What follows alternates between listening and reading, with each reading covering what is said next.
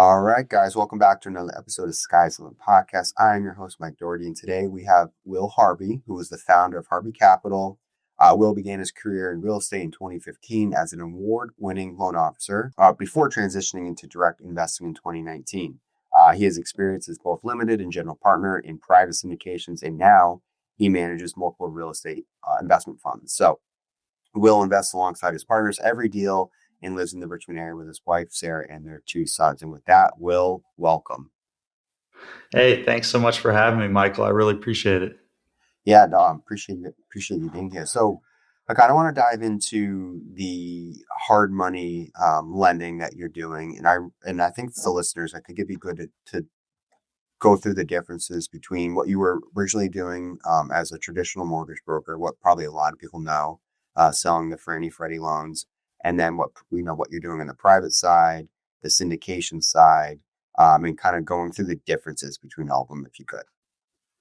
Yeah, absolutely. So I got started in 2015.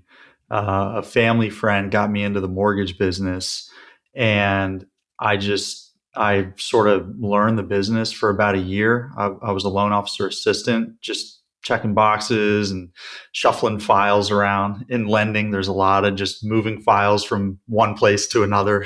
So it was kind of a boring year. But after that, I jumped out into origination, and that was really cool because I was in my early 20s. I didn't have a wife, didn't have kids, so I could just focus pretty much 100% of my time on building that business. And my income scaled with the amount of effort that I put in. So that was cool. So 17, 18, and 19, I was originating loans, and we were a very vanilla cookie cutter type of lender. We didn't have much.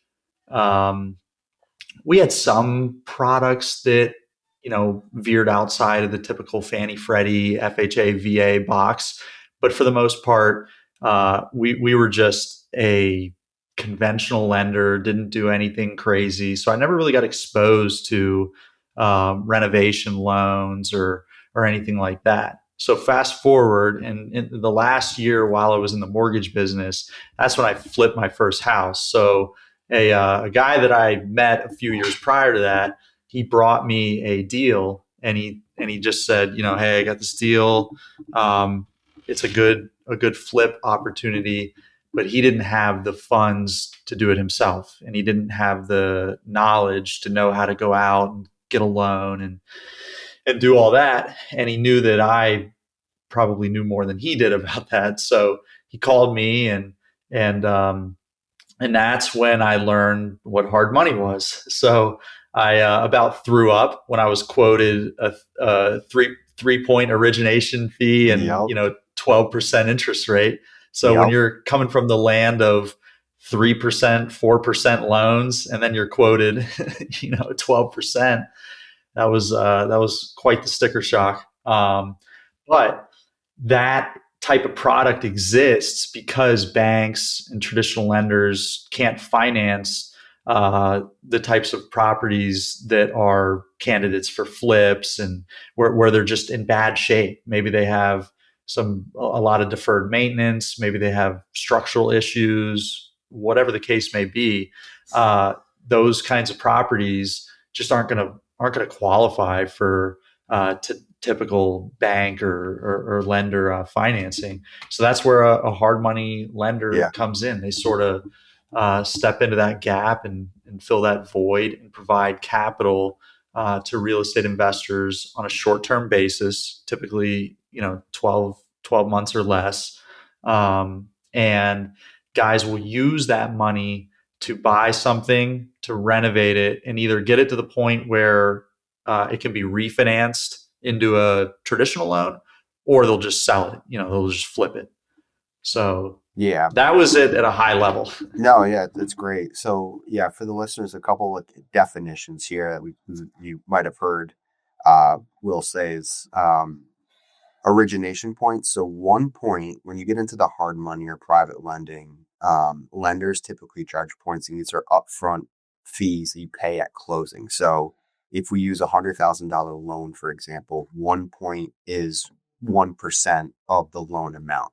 So, in that case, if you had $100,000 loan, 1%, you owe $1,000 at closing. Typically, the loans are a lot bigger. So, if it's a $500,000 loan and you have 1.1%, that's $5,000. But typically, lenders charge 2 to 3 points. So you could see how 3 points on $500,000, it's $15,000 as a thank you. It does not go towards your down payment. There's no principal Right.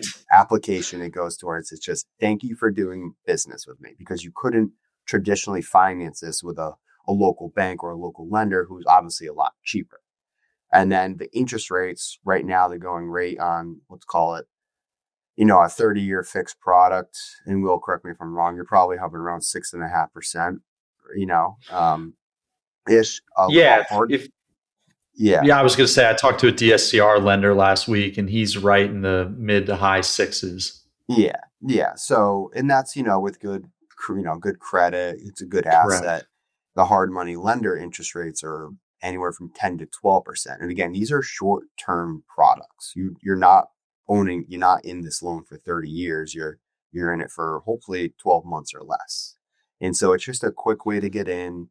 There's a lot less scrutiny as far as, what docs you have to submit and what you have to prove. And there's a track record usually involved.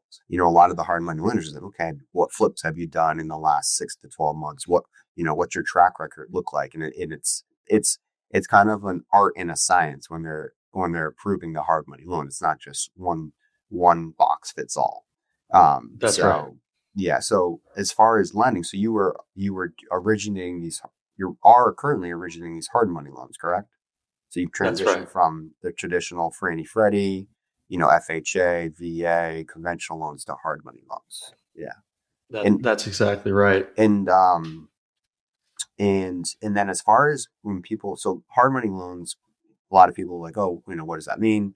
So when you compare that to, let's say, a private lender, for now, correct me if I'm wrong, private lending would be maybe it's your uncle down the road that's, because hard money lenders can still say no to deals, right? The deal may not make sense for them.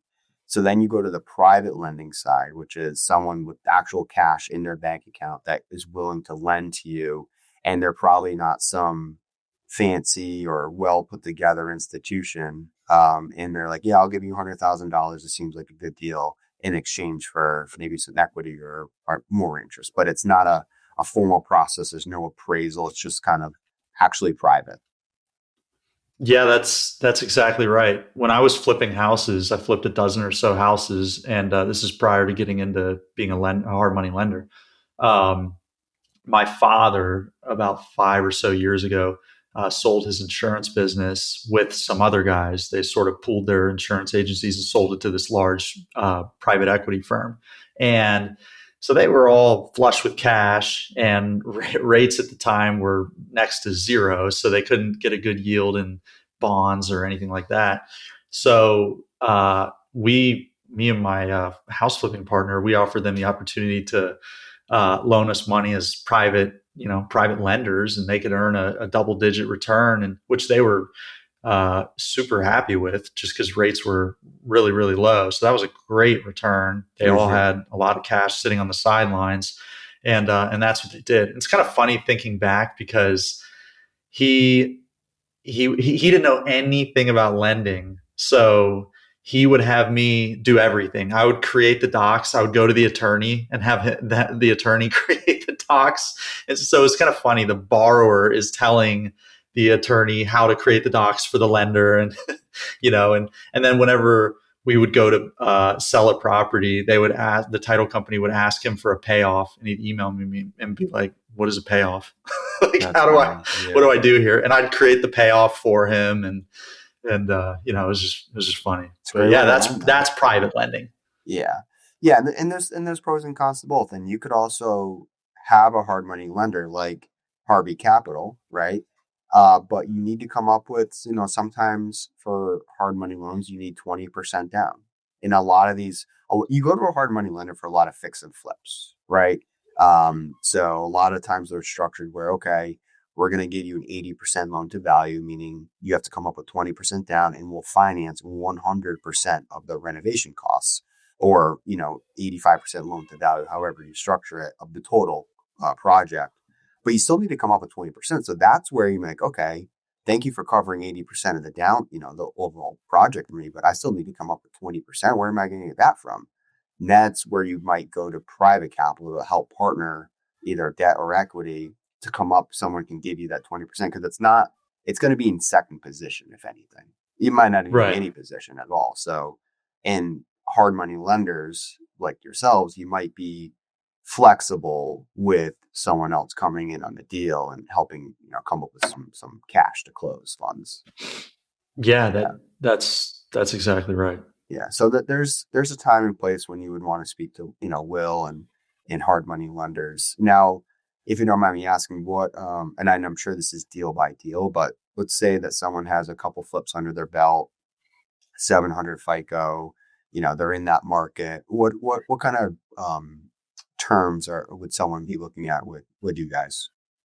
Yeah, our typical product is a 9-month loan, and we have some Okay. extensions built in for a fee if they go Yep. over that. Mm-hmm. If it's an experienced flipper, they're probably not going to go over, but Mm-hmm. we have it built in there if they need it. And so it's a 9-month loan, and we charge a 12% interest rate and 3 origination points, and Mm-hmm. then a flat $700 doc prep fee, and that's Okay. that's the extent of our charges. And as far as down payment and all that goes, it's really deal by deal. I mean, Yeah. the person that you just described, if they have perfect credit and have a bunch of flips under their belt, and they're buying a deal that we can look at and see that it's a quality deal that they're gonna make money on, they have a good margin there, then we'll go as high as 100% financing less the points. So they're always Mm-hmm. going to have some element of Right. skin in the game. But if it's a killer home run deal, and it's well below our max loan to ARV, which is 70%. If it's well below that, then we don't. I don't have an issue going up to 100%. We're not rigid on that, and that's based on the collateral, the character of the borrower, and us just looking at that and saying, they're probably not a huge risk, Right. and God forbid they do end up defaulting and we have to foreclose. We should have a decent enough equity position to where we're gonna be okay. Yeah. So for some of the newer investors out here that maybe they don't have any flips, or maybe it's one flip, what are some things they can do to build credibility with a hard money lender like yourself? Yeah, what I would do if you're the a big thing that I see that I think comes from just a lack of experience is when guys want to do a burr, a buy, rehab, renovate, and refinance. So they want to use hard money to buy it, to fix it up, and then get it to the point where they can refinance it. So many guys just think that refinancing is going to be easy, and the property is going to be in perfect condition and we're going to get a loan no problem. And it's not always the case. There's always twists and turns that come up when you're refinancing a property. And if somebody comes to us and just says, we've never done this before, but we think it'll be a slam dunk once we refinance it.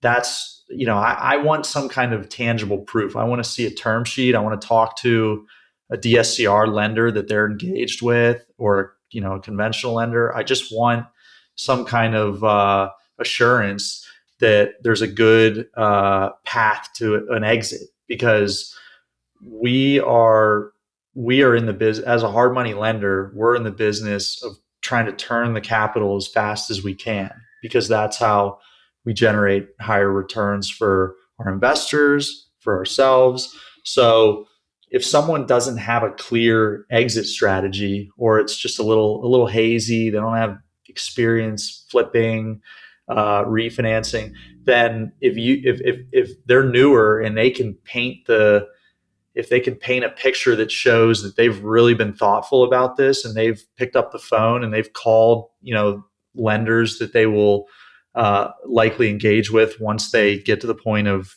having to refinance, then that's a good thing. And if you can show that to a hard money lender, that makes it a lot easier for them to get comfortable with the fact that you don't have a ton of experience. So Yeah, I hope that no, answers it's your good. question. And would you say, and I've seen it go both ways, so I'm curious what you guys do. Would you say that people that have done multiple deals with you and are, have a good track record and have paid you back on time and done what they said they're going to do your points and rates ever get cheaper for them? Or are you strictly 12 and 3? The, so I'll give you an example. I have this one guy. I mean, the short answer is no. And sometimes people will outgrow our capital and they'll go to Kiavi or one of those guys. And Mm-hmm. it's a lot more onerous. I would say it's a lot easier to work with us or any, we're just in, the Virginia area. But if you're in if you find a local hard money lender, they're more than likely going to be a lot easier to work with than the big national Yeah. institution guys like Kiavi and those guys. So I would say that sometimes guys will outgrow our money. But also, I have this one guy that he's super savvy, owns a ton of rentals, is in this small market in Virginia called Lynchburg, just knows it like the back of his hand, knows exactly what everything is worth at any given time, and always buys stuff on the cheap. So we love working with him. And one day he came to me and he said, hey man, I want to keep working with you. You're the best lender in terms of, the lack of friction and just how easy the process is. And I was like, that's great. That's how we've designed it. We want it to Mm-hmm. be easy. And, but he's like, hey, I just don't like paying all these points. Is there anything that we can do? How can we figure this out where we're both getting what we need here? And I was like, let me think about it. And I thought on it and called it back. And I was like, look, we need to hit a certain return on capital. And if we can hit that, if we can hit a certain annualized return, then we're good. So I just told him if we drop the points, then we have to increase the rate. We have to either shorten the time, the loan term, and put extension fees in there to protect us. So Mm-hmm. we know that either we're going to get paid back by this time, or we're going to get a couple points from an extension or something like that. So we talked all that through, and we found a middle ground where we increased the rate and lowered the points and just tweaked the terms he needed. Basically, for him, he was buying properties and he was getting in and out of them really fast. So he was buying them. He was putting about 8 to 10 grand in. So just basic paint, carpet, that kind of thing. And then he was getting tenants in there, and then he would refinance into a permanent loan. So he only needed the hard money for a couple months. So he just didn't. I don't blame him. He didn't want to pay 3 points Yeah. when he's only going to have this money for a short duration.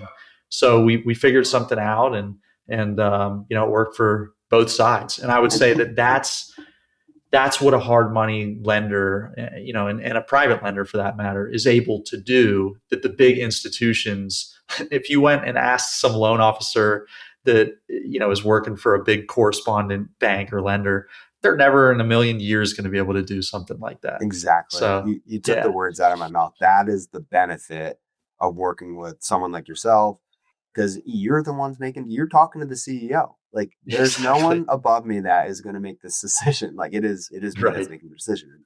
And the flexibility, yes, you're paying for that flexibility, no doubt about it. But Yep. it'll get you, like, if you think, I mean, you just crunch the nut. Like, every investor should crunch the numbers. Like, even if it was, 20%, if your deal is going to make you 30-40% ROI, yeah, I'll pay you 15%. Like, no problem. Thank you for doing business with me. Right. Yeah. So, For no, two I totally, months. That's it. yeah, exactly. So, no, Right. I totally get it from both sides. I actually did my first kind of private loan out. It was only like $70,000, but it was an interesting experience. I got paid back at first position. It was, I think, 10 and 2 is what I charged, but I also didn't, have as much experience from the lending side than I did the borrowing side. So it was I just wanted to get like put my name in the hat. It was cool though. I love it. So what kind of deals are you buying yourself? As far as real estate. Yeah, are you flipping yourself? Are you doing buy and hold multi singles? What are you looking No, at? I Just got into lending? lending because I hated being a landlord. Okay. I do have a fund. It's closed, but I have a fund, a small friends and family fund. There's a little over $2 million in it, and I invest that. We do hard money out of that too, but I also will invest in the public markets, actually, Mm, of all places, and okay. find mispriced opportunities. So there's some interesting Are stuff you floating around are you buying in the REITs public or markets. what are you buying? Yeah, they're REITs. We bought, just to give an example. We A couple of years ago we bought this. This was kind of the light bulb moment for me. Prior to this, all that fund had been doing is investing in LP positions and like built to rent multifamily deals and things like that. We still own some of those. We invested in a mobile home park, but then I stumbled upon this deal in the public markets. It was a security that was basically formed in connection with J.C. Penney's bankruptcy in Hmm. 2020.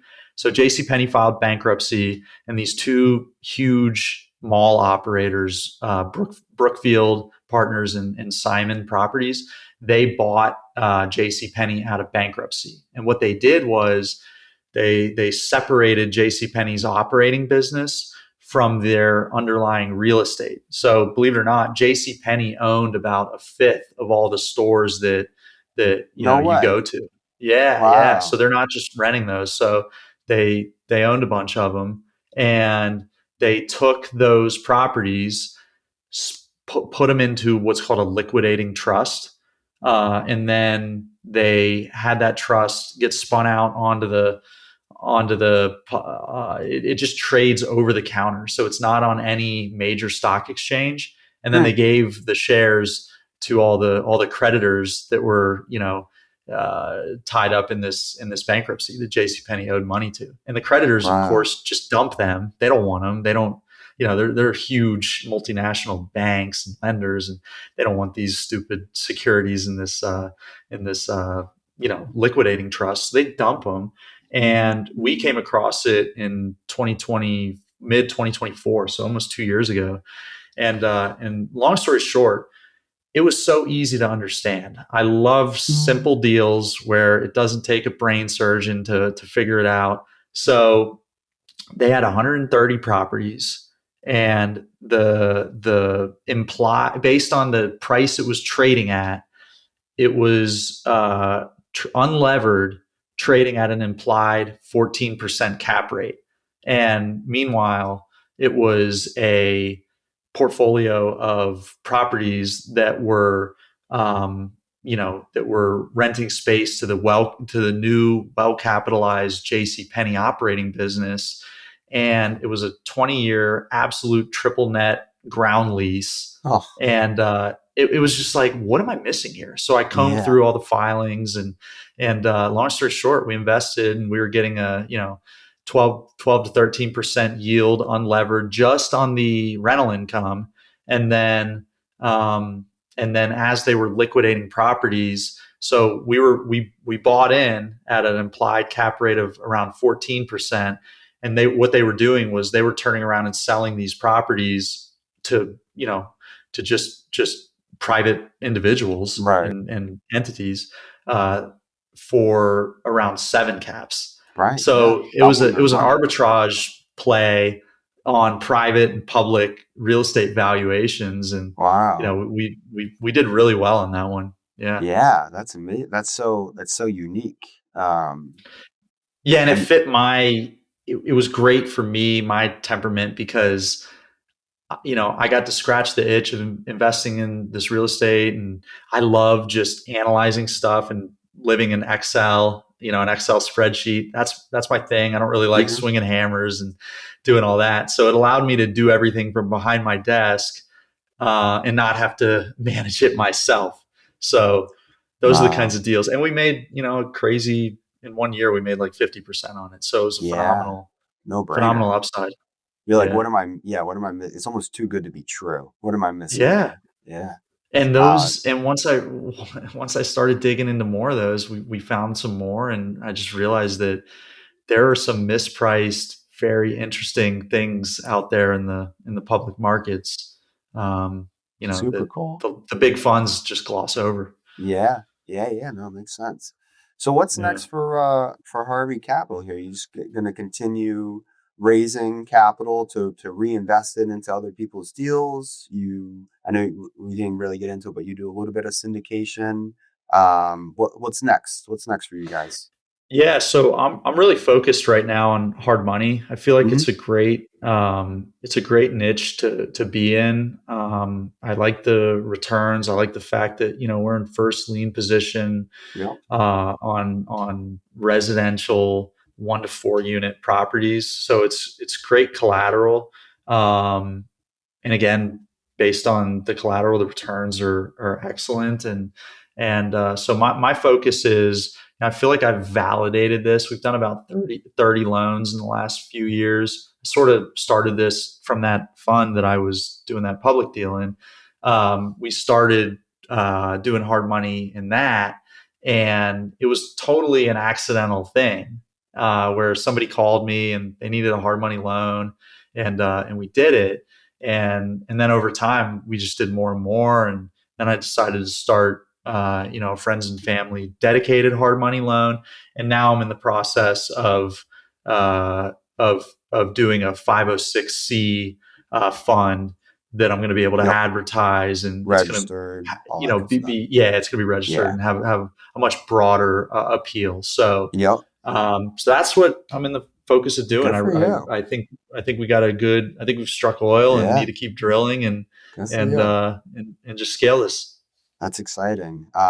So one question Yeah. I ask everyone kind of towards the end of the show here is, what does your day to day look like? All right. So today's Monday, April 6th, the time of the recording.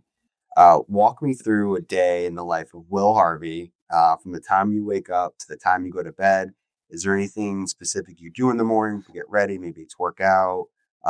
Maybe it's read some mindset stuff. Maybe it's yoga, meditation. Like, what helps you get ready for the day? And then walk me through a day in the life. Obviously, you're an entrepreneur, serial entrepreneur. And then obviously you have, your wife, Sarah, and your two sons. So I'm sure that comes into play at some point in the day. But from the Oh time you yeah. wake up to the time you go to bed, what's your day look like? Yeah, so I usually get up at about 5:30 Ooh, in the okay. morning. I'm an early riser. I feel like my brain functions better in the morning. Mm-hmm. Yep. um, yeah, so I wake up around then, and immediately I just get dressed, and I get in the Bible. I get in the Word, and I'm a strong believer in Jesus, and that really helps. So I get in the Word. It kind of I feel like I have a very active mind, and doing that and prayer and some meditative type of stuff just really helps me slow down and get where I need to be mentally. Mm-hmm. Um, and that's about 30 minutes, give or take, and then I just start working until about 7:30 or so. So I'm just grinding. Usually, like I said, the best stuff happens at that time because I'm the freshest. It's before the phone starts ringing, the emails Yep. start flying. It's kind of a nice time because no one else is awake. So I'm able to get a lot done, and then I go down and help my kids get ready for the day. I have a 3-year-old and a 10-month-old, Oh, so wow. uh, Wow. Yeah. You're yeah, in it. so You're in it. we're in it for Yep. sure. So help my wife, help them, and that's about an hour or so, and then back to work. And I usually work till about 5, and then for the rest of the day, it's family stuff, hanging out with my wife, and I'll check email before bed and just stay on top of anything. But yeah, that's a typical Yep. day. And what's cool is like obviously being an entrepreneur, if something comes up, you can drop it, go home to your family, you can, do whatever you want. And so, you Exactly. know, in pros and cons, but you might have to log back on at 8 o'clock and clock another hour or two of work if you needed to, but that's okay. Yeah, and you have to like Yeah. I think every successful entrepreneur has to have that mindset is no day is gonna look the same, but I love that. Right. It's Yeah. if I have to do some work on the weekend, so be it, because I can take Tuesday off and go to the beach. I don't know. It's like, Yeah. yeah, it's Yeah. pretty No, powerful. I find a lot of, I enjoy work, and it's not, whenever it's my birthday, my wife just knows my gift is she lets me work for the whole day. There you go. I just, Perfect. I just enjoy it. Yeah. It's fun. It's fulfilling. It's what I enjoy. I feel like I'm building things. Yep. It's not, I'm not clocking in 40 hours a week working for someone else. It's it's It's your very own baby. stimulating stuff. Yeah. Yeah, exactly. 100%. Well, Will, that Yeah. was awesome. Thank you very much. I really appreciate your Yeah. time. If people want to connect with you or contact you, we'll share everything in the show notes. But if for those that are listening, where can people find more information about you? Yeah, they can go to my website. It's just harvey-capital.com, or they Perfect. can shoot me an email, will@harvey-capital.com. Perfect. Awesome. And we'll link everything in the show notes. Will, thank you again. Enjoy the rest of your day. And I really appreciate you coming on the show. Thanks so much for having me, Michael. Thank you for watching Sky's the Limit. We're always releasing new real estate content, so if there's something you want to hear, be sure to leave a comment. And don't forget to subscribe to our channel.